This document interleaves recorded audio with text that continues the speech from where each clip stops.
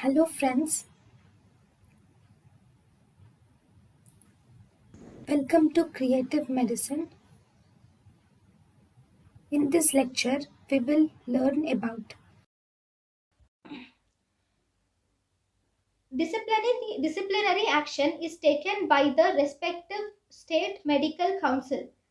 So first they will issue a plain warning to the doctor. Name of the doctor can be taken from the registry temporarily for few years, or even permanent removal of name can also be done. If permanent removal of name is done from a medical register, we call it as penal erasure or professional death sentence. In case of professional death sentence, appeal to penal erosion is done is made to Central Health Ministry.